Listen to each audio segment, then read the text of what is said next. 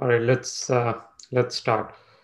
Okay, good morning, good evening, everyone. Welcome to our weekly stream and to answer your questions about step one in this week.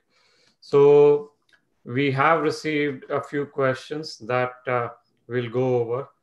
So one of them is I'm a second year medical school student interested in USMLE. How and when should I start preparation for step one? Right. So, hi Pavan, hi everyone. So, this is a very common question that we get from medical students, and I'll first try to answer the when to start preparation for USMLE part of the question. And so, the earlier the better. And although the subjects are same between the step one and the medical school, but there is a slight variation in the pattern or the way the USMLE step one presents itself. So, like for example, step one, even though is a basic science exam, every question that you see on a step one is a clinical scenario that is integrated into a basic science subject. Number two, the MCQ style of questions is also not something that we often go through in the medical school curriculum. And also, there are certain topics that are not focused or stressed so much upon in medical school, but are given so much weightage or importance in the step one. So it's very helpful if you orient yourself early in the process of medical school towards all these. So right from first year or second year is also a very good time to start preparation for step one. And that brings us to the second part of the question, that is how to prepare for step one. So we can divide this into two phases, that is the beginning phase and the dedicated phase. So in the beginning phase, that is in the first or second year, I would say unless you think you are weak in the basic science subjects, or you are not able to understand first aid, pathoma, boards and beyond directly, or you have a lot of time, I wouldn't suggest that you do Kaplan videos. Only in these cases, you can go ahead and start doing some very important Kaplan videos. But otherwise, it's essentially doing first aid, pathoma, boards and beyond side by side with your medical school preparation. That is when you're studying the textbooks for that particular subject. And I would also suggest that you use a question bank like USMLE RX or ambos to apply the concepts and get oriented towards the MCQ and USMLE style of questions. So just doing the review books or videos might not be the best strategy. Add a question bank and practice questions along with that. And then when you enter the dedicated phase, that is usually the third year, because you are very fresh from the basic science subjects, you're very strong in them. And it is not as tough as the final year. It is not as hectic as a final year, I should say. So this is a very good time to begin the dedicated phase and give the exam. So here I would say you give a review or give a reading to the annotated first aid, and then get into Uword, finish Uword, and sit for the exam. And I would say plan it in such a way that you give your step one at least 2 to 3 months before your third year exams. So you have enough dedicated time to do well in the third year exams as well. Okay. I'll take one more question that we received before I move to the chat. There are a lot of other questions on chat. So the second question is how to make the best use of Uword and how much time will it take to finish the Uword? Okay. So first, I would say how much time it takes to Uword is a very common question again. And it totally depends on how much time you have and how many questions you can do per day. And so the ideal is 40 to 50 questions per day is ideal in the first round. Anything less or more than that might not be the best strategy, or might not be very helpful for you. So I would say first see how many questions are there in Uword in total, and divide it by the number of questions that you are able to do per day. That will give you an estimate of how many days you will take to finish the Uword question bank. And this calculation is very important early in the preparation, because you can plan accordingly on how many questions you should be doing every day, so that you will sit for the exam at your targeted date or month. And then about how to use Uword in the best way, we've discussed this in the previous video, and we are going to discuss more about it in the video coming this week. But I would say always do how to do Uword is always do it in a online and a time mode. Even if you're losing some questions at the end, do it this way. At the end of 15 to 20 vlogs, you will pick up and you will start improving, and you won't miss any questions because of the speed or time. And then the best way is to start doing Uword in the first round in a system wise and time mode, because that makes your annotation and learning alongside first aid and boats and beyond very easy. Then I would say the second round should be in a timed and a random mode. This is so that you can simulate the real exam well, and you can improve on connecting topics or different topics or different subjects well, like you should be doing it in the real exam. And Okay. also, I can't stress enough on how important the UWorld tables are. So I would say, make a note of every table or save every table as a flashcard and review it at the end. That's super important. We've also discussed more about this on in our overview on step one video and fatal mistakes video. We can share the links of those videos in the comment section so you can watch them. Okay, is it too late to give step one in the 5th year? No, so this is what is very common. So it happens that most of them realize late, that is in the intern year or the 5th year of medical school. I wouldn't say it is late, but maybe you develop a different strategy for that. So start, early in the internship, you start preparing for step one. So do it along with your internship so that, but usually if it takes 7 to 9 months, if you do it along with internship, it may take you anywhere between 9 to 11 months. So do it along with your internship, and at the end, you may take some, break for a dedicated period and finish the exam off. But it's Okay. not too late. It can still be done. Okay, next question from Priyal Tiwari. Approximately how many MCQs to solve before step one? Okay, so the more questions that you do, it is going to help you more. So it's about, so everyone reads the same resource, that is first aid, Pathoma, boats and beyond, and Uword. But what differs or what puts some people in the higher end, I think to me, is the way of solving questions. So by solving more questions from different question banks, you will develop this art of solving questions, or the test taking skills will improve. So I would say Uword, and whenever you get bored or when you're used to your questions or you start getting the answers the moment you see the question, that is a very good time to try also ambos. So I would say at least 2 question banks is very good. Okay, and then which is the better one? Kaplan question bank versus USMLE versus Uword versus ambos. So I think you just answered that, but which one would you prefer in terms of question banks? Right. Undoubtedly, it would be Uword, but again, saying that it depends on which phase of your preparation you are in. So, for example, and also what purpose you want to use the question bank for.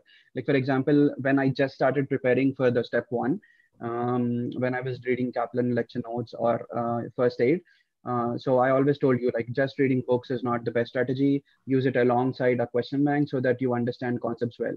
So if you are in that very beginning phase, then maybe using USMLE RX is very good.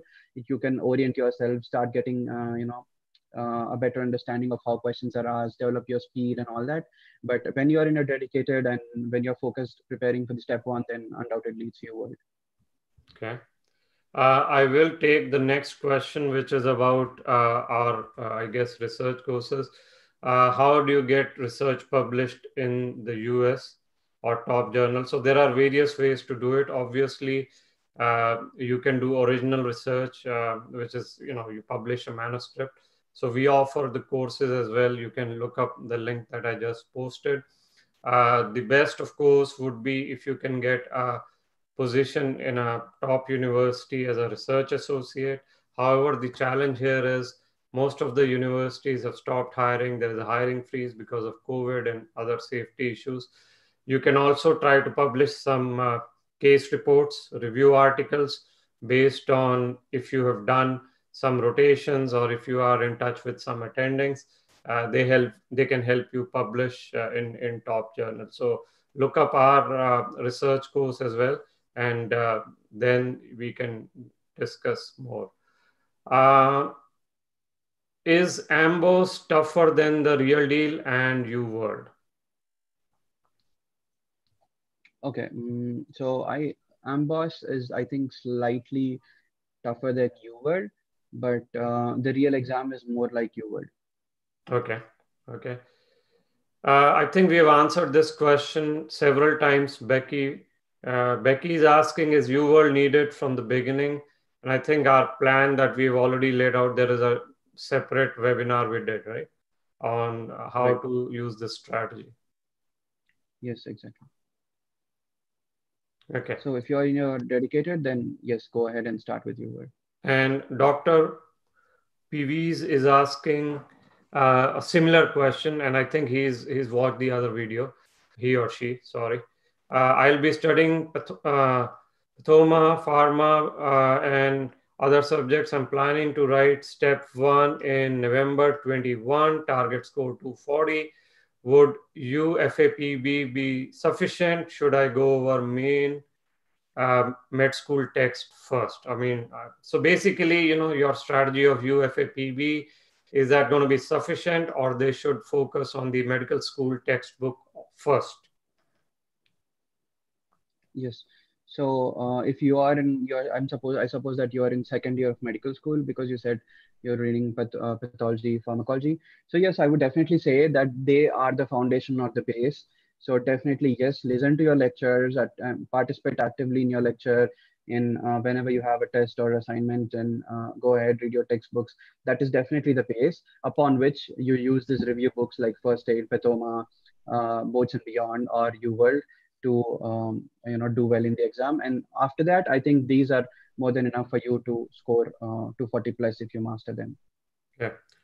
Target score in question banks before going for NVME. Okay. So there's nothing like a target score on the question banks. As we discussed previously, UWorld is a very good learning tool. People mistake it for an assessment tool. So there are definitely so many people who score 50s, 60s, or even 40s in the first pass of UWorld. That's pretty common. But if you use it really well as a learning tool, develop your test taking skills, understand the concepts well, then you will do very well in your assessment after your first pass of UWorld. So don't wait to reach a target score in your first pass of UWorld or question banks to jump into the assessments. Once you're done with the first pass of UWorld, do assessments at regular intervals, Okay. and then Similar see where you're going question. wrong. Similar Yeah. question. My NVME scores are not improving, although I've read first aid many times and completed UWorld. What should I do? Right. So this is a really very important question. And so first, I would say the first step to this is to figure out where you are going wrong, why you are not reaching your target score. So analyze your mistakes. It's important, and also it's important to know that do not decide upon your mistakes just by looking at one block or one assessment. Review two or more assessments, and if you're consistently doing bad in a particular topic, or if you've completed most of your world and you see that you're underperforming in that particular subject compared to others, then I would say tag it as your weak area. So once you've identified your mistakes, now it is to work on those mistakes. So it depends, and the strategy varies for each person depending on what your mistake is. So for example, if you identified some weak areas or subjects that you are not doing well and that's why you're losing points, then I would say number one, supplement your weak areas with additional resources. And for a complete list of best subject wise resources, you can watch the overview on step one video that we made. We have a very good list over there. And number two, if you think it's very important to review first aid or revise first aid, no matter how well you did it the first time, revision is also very, very important. And Yeah. then you can also watch videos like Boats and Beyond or Pitoma if you didn't watch it previously or you didn't master it previously. But on the other side, there are certain people who did all this, and these are the ones who actually struggle to understand why they are not improving on their NVME scores. So then it could be things like silly mistakes or something to do with the test taking skills that is pulling you down. So identify why, what in this that you are doing wrong, and try to, for this, the best thing would be to do more questions or do an additional question bank like USMLE RX or ambos along with Uword, so that you pick up on your test taking skills, and that should improve your score. So it's first to see what you're lacking and then develop a specific strategy for you, so that your scores go up. Okay, thank you. Which Enki decks are good to use? Okay. I personally didn't use Anki in an extensive way, but there are several decks out there. I think Zanki is the most popular one. If you have the time to make your own deck, that is the best thing that will work for you. But if you don't, I think Zanki or Bros and Cephalon decks are good. But I always suggest that you go back and search on Reddit or Facebook forums to see which are the best thing. Okay. Uh, then I'll take the next one. Dr. Logesh is asking clinical electives, accommodation, and food. So unfortunately, clinical electives, to get the best ones, you should contact the universities or program directly. However, the same issue comes up with electives. Many of these electives have been stopped for safety issues. But I think I mentioned yesterday, there may be some like Larkin's Hospital or Mayo may have been starting. So you can look up those. In terms of accommodation and food, it'll depend on where you end up living. Typically, most of these places where you will go for electives, New York or any other city, they are very well established. Hundreds of students have been going there. So it depends on the location. You can also look up our website here where, we offer electives and rotations. We offer it with affiliated clinics who have affiliation with residency programs, because inpatient is all closed. So you can check that out. Uh, Next question, Abhishek VB is asking, is it possible to give USMLE if you failed in any of the MBBS years? Yes, that doesn't stop you from applying for step one, Abhishek, but yes, you can definitely give the exam. And there are so many people who did below average in the medical school and got over a 250 or even a 260 in the exam. So I don't think you should be discouraged or anything's going to stop you Okay. from giving the step one and doing well. Okay. The other question which we get very often is, what kind of mentorship are you starting to offer for step one exams? Right.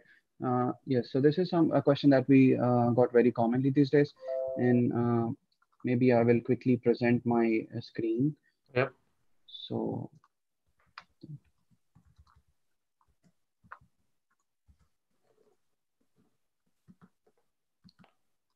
Are you able to share? yeah, just give me a second.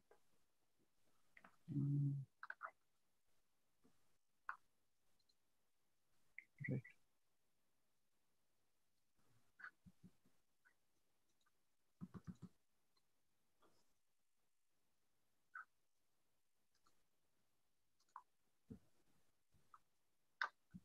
Yes.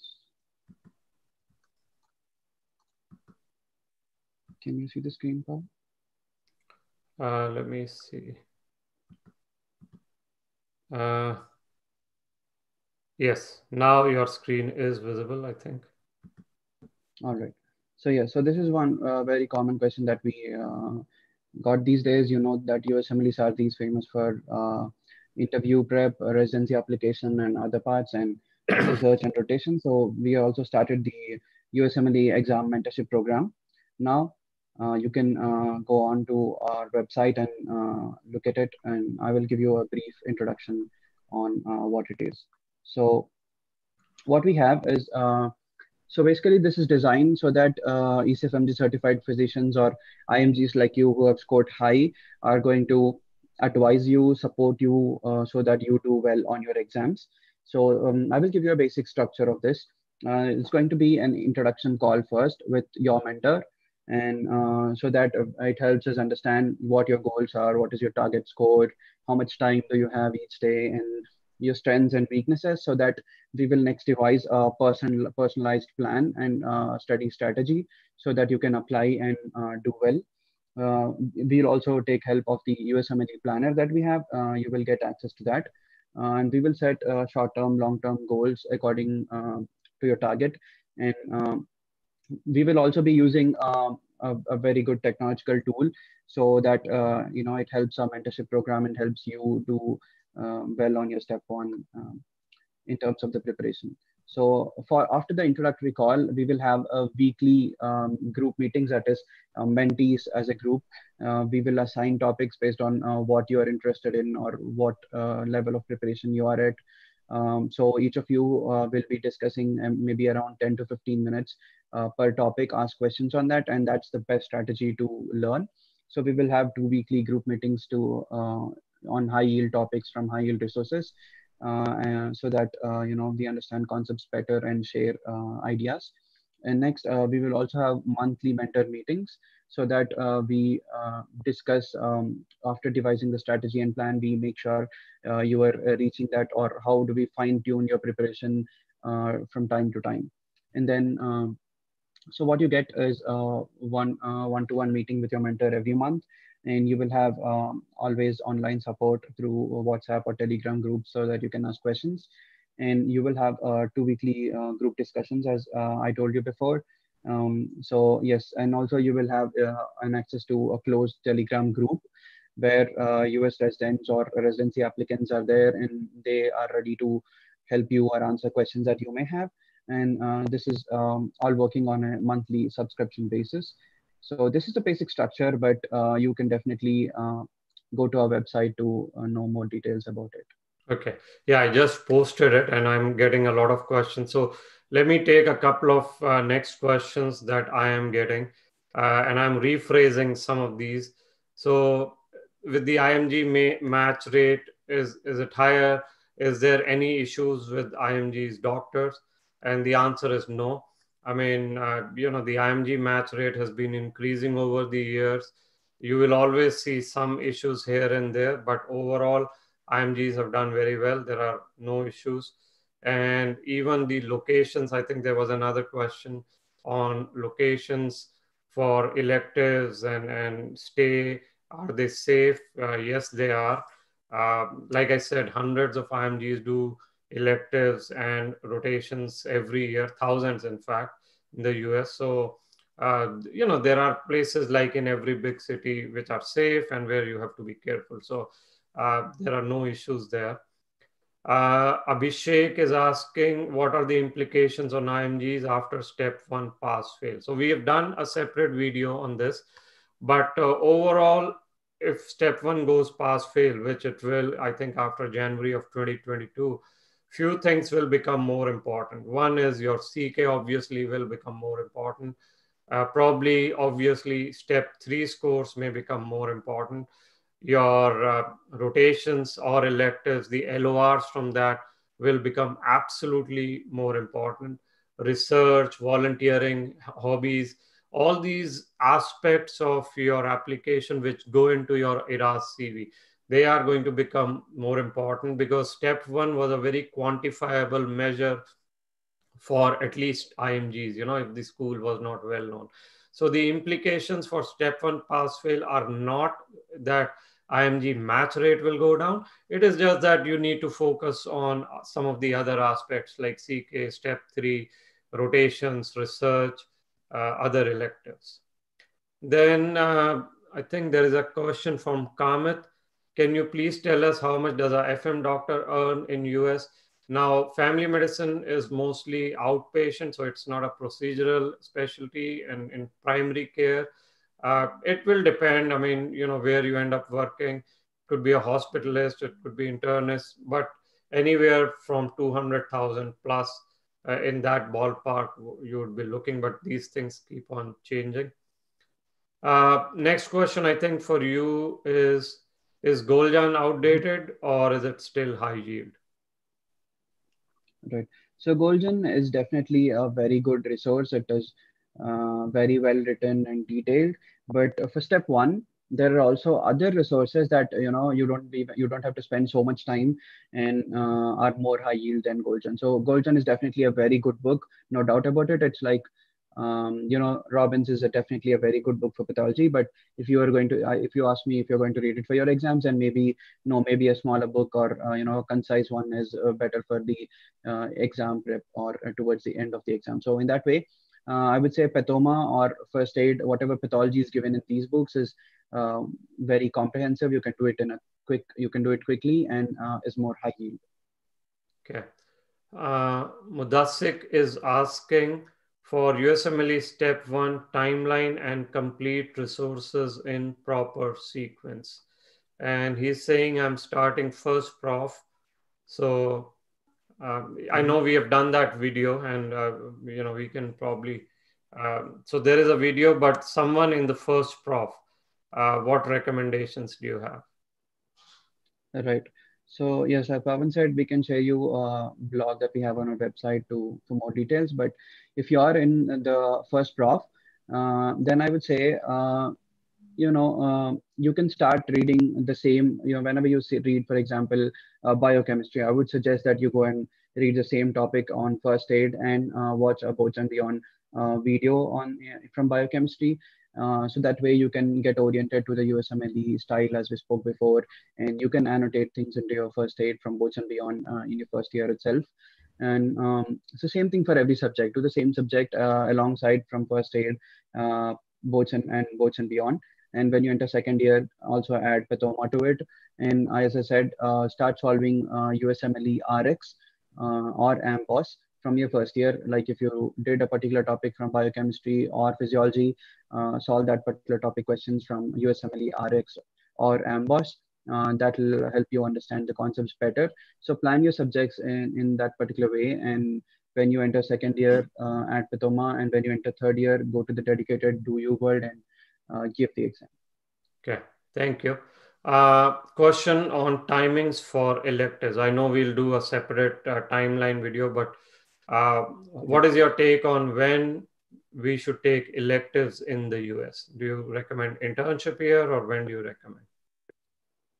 Right. So it depends on where you are. So if you realized very early as a medical student, like first year, second year, that USMLE is for you and you're going to, try for the residency in the US, then I would say give your step one in third year and apply right after you have your step one score to programs, and plan your electives during your intern year. So in the beginning, in the first half of your intern year.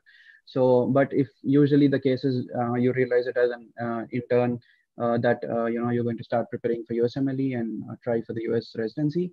If you realize it in intern year, then I would say start applying right then. When you started step one preparation to programs that do not require a step one score. So filter out, try to find those that do not require step one score, apply, and do it towards the end after you give your step one. That is just a month before your internship ends or something like that.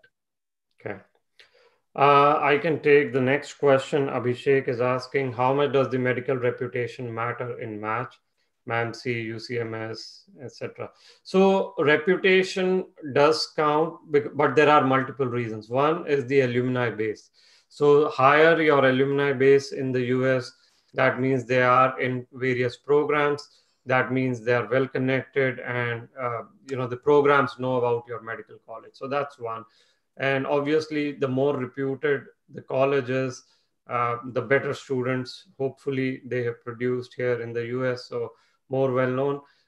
But the other thing you have to understand is that is just one aspect. The other aspect is your scores, your profile, which is the first thing you have to count. But yes, if everything else is same, program reputation, there are few programs that are very well known in the US, right? So AIMS, MAMC, or some of the others from Pakistan, I think Aga Khan, for example. So there are schools that are well known, but of course your profile matters a lot. All right, so we'll take a couple of other questions before we wrap up today. The Karan is asking, to justify our gap years, will job in multi-specialty hospital make count? And the answer is yes. any job in home country residency or home country in a multi-specialty hospital is absolutely golden now. With COVID and all, primary care, it definitely will help you. So please cover your gaps with taking the jobs. Then I guess Paviz is asking, any suggestions for Asian students who do MBBS in 6 years, like 5 year studies and 1 year internship? So, so Paviz, we are going to do a separate video on timeline.